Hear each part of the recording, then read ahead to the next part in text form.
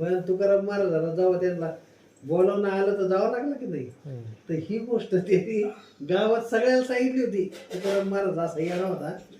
ते म्हणे मला कधी परवा आजवर ते त्यांचं सगळ्या भक्तीच्या गोष्टी चालू होत्या, कीर्तन चालू होते, प्रवचन चालू होते, फुल असं पंढरपूर आपलं देवगच भरलेलं होतं. आणि ह्याच्यात ते सांगतोय का परवा मला विमान नाही आले येणार परवा. म्हणजे त्या कालावधीमध्ये 3 दिवस लोक किती कसे असतील आरामात, किती आनंद असेल त्या गावात. काही गंमत आहे विशेष सोहळा. ते मी अगोदर डिक्लेअर केलं होतं त्याने येणार आहे म्हणून न्यायला. आणि मग आल्यावर गेला की सगळ्या देखतच कुणी सहित तुका झाला गुप्त. ही खरी अनुभूती होती त्यावेळेची त्याची. द्या सोडून ते सार आता पैठणकडे पैठणकडचं लय बंद केली. किती वेळा जीव ते स्वतः जिवंत झाला. किती वेळ झाला, 2-3 वेळ झाला असते. तुम्ही एकदम घटना नसून ऐकले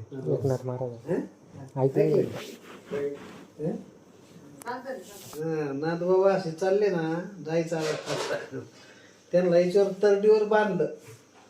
पण एक जणांची मुलगी वाट लावायची होती. ते म्हणे काय बाबा आपली मुलगी वाट लावायची नाही, मध्येच मुलं निघालं. तर एवढून झोपल्याला म्हणलं होता ना. आता ते म्हणे थांबा आपण उद्या जाऊ, आता नाथ मार उद्या जाऊ तेव्हा खाली. असे संतोषी गोष्टी कुठं काय घेतात नाही.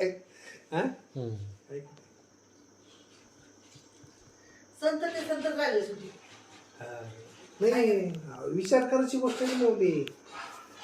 सगळं गाव सायरा वायरा पळत होतं आपलं याच्या टायमाला. तुकाराम महाराज चालले त्यावेळेस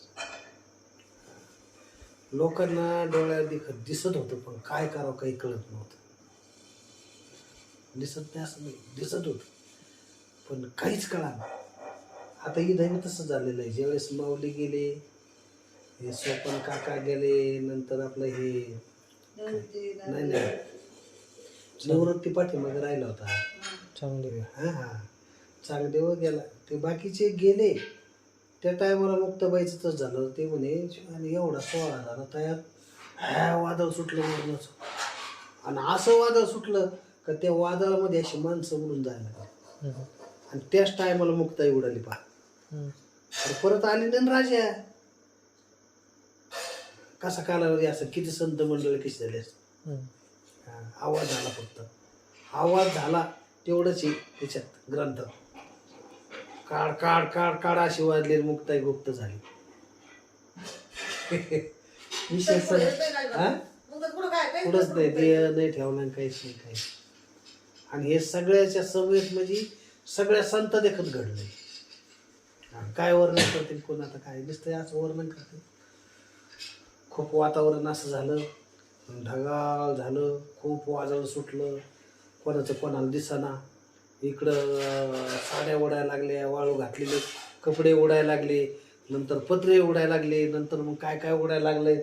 लोक ते भीतीने घाबरले, आता काय मोठं विघ्न आलंय. आणि ह्या विघ्नामध्ये मुक्ताई उडाली. नाही गणित पाहतोय कसं आहे. आणि मग झालं, कडकड आवाज झाला आणि निरंजनाच्या ठिकाणी ते जाऊन पोहोचले. असं वर्णन तिचं. पाय संत मंडळीची पाय हे साध्या गोष्टी नाही. आणि म्हणून संत मंडळींचे करून ठेवलं ते कोणाला जमणार नाही. माऊली आपल्याला अभ्यास करायचीच गरज नाही राहील. त्यांनी सांगितलेली रीत, त्या रीतीने जर गेलं तर आपल्याला बी त्यांना जादा होता, पण आपल्याला थोडा काय ना आम्ही तात्काळ येतो.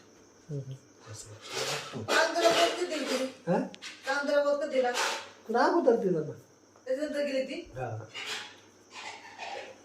चांगदेवाला मुक्त केलं त्याने. ते चांगदेवाचं तिथं 1400 वर्षाचा होता. त्याचं गंमत वेगळीच होती. हो मग किती हे तुम्ही विचार कर ना. मुक्ताई म्हणजे काही सिंपल गोष्ट नाही. ते वर्णन करायला टाइम नसता कीर्तनामध्ये इकडं तिकडं. नाही तर त्याचं लयच भारी वर्णन नाही मुक्ताईचं. काय कुठं बाकीचं वर्णन कसं राहील. बाकीचं नाही बाकीचं वर्णन करतच नसतात ना. एकदा निरंजनी ती गुप्त झाली, त्याच्यानंतर वर नव्हतं काही. मग तिचं वर्णन काय राहिलं? काहीतरी म्हणतो, मग काय नाही ना भाऊ. मग निवृत्तीनाथने समाधी घेतली, बाकीचं काहीच वर्णन नाही. मुक्ताबाईचं काय राहणार? आणि तिने या प्रचारात बी काही नाही केलं. प्रचारात फक्त 3 लोक सुधारले तिने. कोणते?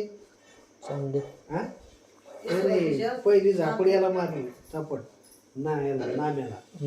हा, पहिला नाम्याला गुरु करायला लावला, त्याला संत सभेत कच्च ठरलं, ही एक. आणि 2 नंबरची गोष्ट, माऊलीला टाकीचं दार लावून घेतलं, त्याला बाहेर काढलं. आणि तिसरं चांगदेव. असं आहे ते. हे सोबत विचारलं मग तेच ना सुरुवातीला नामदेवाला हे केलं ना. ह्या लोकांना हुशार करणारी कोण आहे ती? 7 वर्ष. 3च लोकांना. पण हे 3 लोक असे 3 योगाचे 3 आहेत. माऊली ब्रह्मज्ञानी आहे अतिशय, हा योगी आहे चांगदेव, आणि ते सगुण साक्षात्कार म्हणजे उपासना करणारा माणूस आहे. असं आहे. 3 श्रेष्ठच आहेत. नाही निवृत्ती ज्ञानदेव स्वप्न मुक्ताईचे लेकर आहेत का? नाही भाऊ येईल ना. मुक्ताई आई आहे त्यांची. कोणाची? आपल्या त्या झालं होतं का ब्रह्मविष्णू महेश काय होतं? हा, ते अवतार पद्धतीने आईची. अवतार पद्धतीने. ती मग मूळ माया आहे ना. माय मूळ माया आहे मुक्ताबाई. म्हणजे ब्रह्मविष्णू महेश आई सुद्धा ब्रह्मविष्णू महेश त्यांची आई मुक्ताईची. आई. असं आहे. म्हणजे अवतार दाखले ना ती त्याच्या. महाविष्णूचा अवतार माऊली, ते शंकराचा अवतार, आणि हे याचा अवतार, असं ब्रह्माचा अवतार. म्हणून ते तिघाची आई मुक्ताबाई. असं त्रिजगती असं आहे ना काहीतरी, आपण आहे त्याचा. तर ते अशी मुक्ताबाई होती. मुक्ताबाईचा विषय नाही, पण प्रत्येक शब्दाची गोष्ट अशी आहे काय, आपल्या मराठवाड्यामध्ये म्हणा, महाराष्ट्रामध्ये म्हणा, एवढी संत मंदिर एवढी पोहोचलेली म्हणलं विचार करायची गोष्ट आहे ना. लोक विचारच नाही करत काही. काय कशा गोष्टी आहेत या? आता नामदेवाने मंदिर फिरवलं, काही सोपी गोष्ट आहे काही? फिरलेलं आहे का नाही? नामदेव मंदिर फिरवलं माहिती ना? मग आता ही गोष्ट कळायला पाहिजे ना, काय सामर्थ्य असायला पाहिजे. नामदेव मंदिर फिरवलं आहे ते पूर्ण औंढानावर. तोंडीकडे येते. म्हणजे कुठं देव आहे? 4 ठिकाणी देव आहे ना. असं आहे कीर्तन चालू होतं असं काय? तसं ते कांचन ते तसा विषय नाही. ते गुरु करताना तसा विषय चौकट महादेव स्पीड तसं नाही विषय झाला. ते हे होतं 16 सोमवार आहे का, त्याचं अध्यापन होतं त्या दिवशी, आणि त्याचं चालू होतं ते ब्राह्मण लोकांचा करता, आणि याचं कीर्तन तिथं उभं राहिलं दारात. ते ब्राह्मण लोक त्याला खवळले, ए तो कीर्तन इथं कुठं करतो म्हणे, पाठीमागे जाऊन कर म्हणे. कुठं? त्या मंदिराच्या. मग ते बिचाराने ऐकलं आपलं, की तिथून उठला, सगळे टाळ पाखवात घेतले, सगळे गेले पाठीमागं. कीर्तन म्हणायला लागले का लगेच मग करकराच मंदिर फिरलं, सुरू झालं सुरू. आवाजानेच ब्राह्मण लोक पळून गेले. 4 ठिकाणी मंदिर फिरवलं. तिथं तोड झालं तिकडं. कुठं? तिकडं नामदेव महाराज तिकडं गेलं. ते काय कंडिशन बिघडून सगळी. असं आहे ते. हे कशाला ओळखायचं? कशाला ओळखायचं? तर महादेवाचं जे मंदिर असतं ना, त्याचं ती पिंड जी बसवलेली असती ती त्या पद्धतीने दिशा फिक्स केलेली अगोदर, आणि इकडे दरवाजा बरोबर होता. आता तिकडं झाला, ते आज पाहायला म्हणतात तिथं.